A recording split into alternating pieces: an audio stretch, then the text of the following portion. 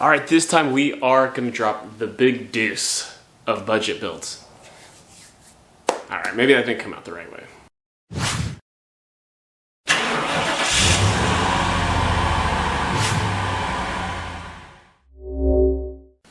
All right, yes, we are to number 2 on the top 5 list of best budget builds of the last 5 years. We've been tracking it since 21, and we're now projecting a little bit into 2025 here as we unveil it. And again, if you want to understand the criteria that I'm holding this list to, I'll leave an info card up over here. You can go back to me unveiling the mini-series, but if you're meeting free for the first time, I'm Grant Tommy. This is Straight Six Man, your home for offbeat hot rodding, and yeah, that's what this channel is all about. We're going to try to find low buck cars that are in good shape body-wise, body paint and body-wise. You know, they're survivor cars, but they're otherwise straight. And we are going to come in at an entry level.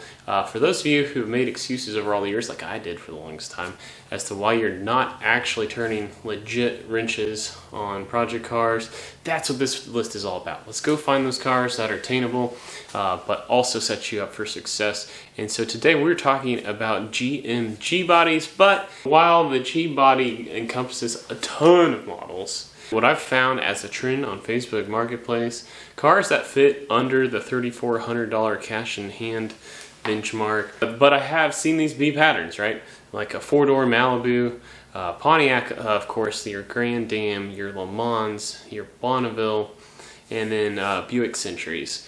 I do find these come up more than once, and they fall into this price range.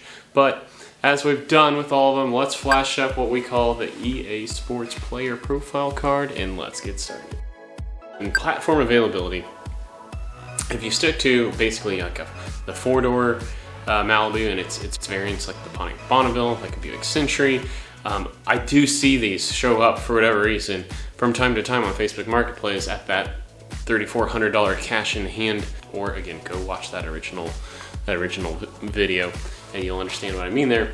But yeah, you're likely not going to score a straight low rust Monte Carlo, or even an El Camino, or even a 2-door Malibu. Even the Malibu wagons are more and more popular, so they seem to be crest above that price point. But you know, I'll throw an asterisk. Normally we're looking for cars that you can drive home because we assume someone who's at entry level doesn't have a truck and trailer.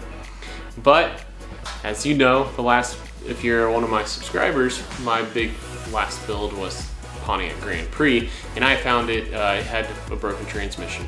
I was able to get that towed with my AAA membership, just 7 miles down the road to a transmission shop, yada yada yada. But for whatever reason, I do find, searching through Facebook Marketplace, for whatever reason, Oldsmobile Cutlasses seem to be very cheap with good straight bodies, but just in some way, shape, or form, they can't drive.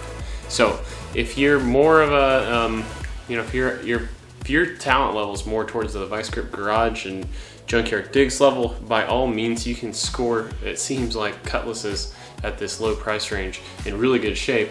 They just don't move under their own power. So again, if we're sticking to the original rules, you're looking at 4-door Malibus, you're looking at basically in the 4-door offshoots of those, like a Grand Dam, like a Bonneville, but you get the picture.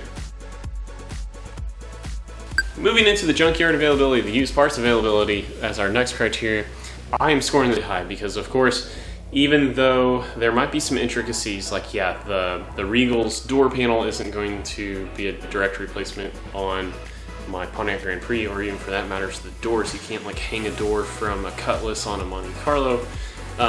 What you can do is find tons of parts on like the subframe, the motor mounts, this, that, and the other in the junkyards, and they all swap over. Maybe there's a cool console shift situation from a Grand Prix, and you put that in your El Camino, or vice versa. So there are just a ton of options out there, and the junkyards are full of a G-body in some capacity, and so maybe it's like finding a 10-volt rear end to swap under years with a better gear ratio. That's always a great little tidbit I do.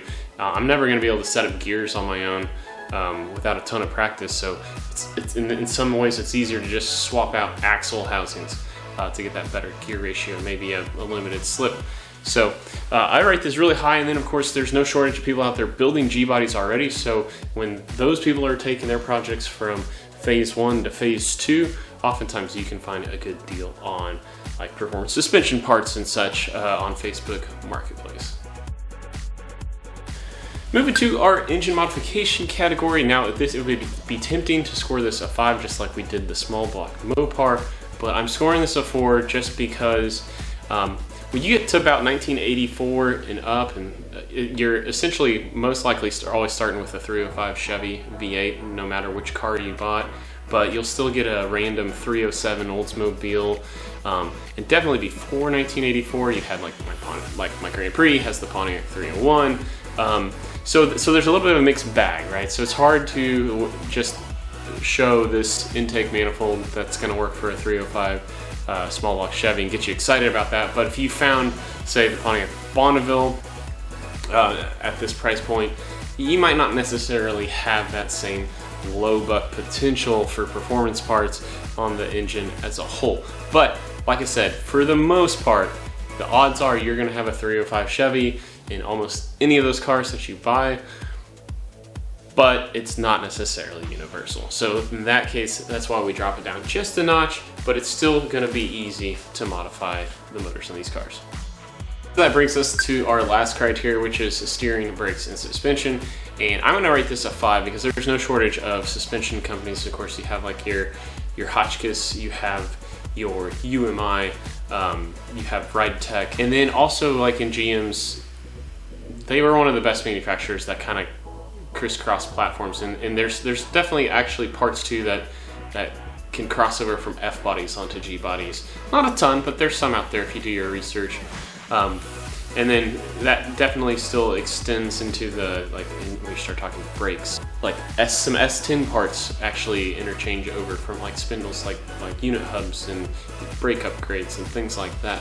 So this is where, again, the G-body platform in GM's parts bin special, this is where it excels, and it makes it pretty cheap to modify this platform. No shortage of tips and tricks out there for swapping parts from other vehicles, so hence that's why it is a 5. Well, so that wraps it up. Hopefully you guys are catching the drift of what I'm shooting for here with the not only the top 5 list, but here with the G bodies. So I really think you could, and I know the classic hot rodder mentality is it's 4 doors suck, only 2 doors. As time goes on and it's getting harder and harder to find 2 doors, I think the culture is being more open to 4-door builds, and that will continue to go. But I still think, if it's about finding a worthwhile daily driver, I'm thinking, my key demographic here is like high school to college age kid. And I think, there's a lot of practicality to the 4-door. You can still go have your fun. You can still go like shove a flat screen TV in the back seat when you move home from winter break. But anyway, I think these have great potential, and I think they can be done relatively cheap. So stick around. Next week we will unveil the #1 budget build. I hope you've enjoyed this series. If this was the first one, you missed the others. Over here, we've got numbers 3 and 4. But otherwise, to all my 6 fans out there, thanks for watching.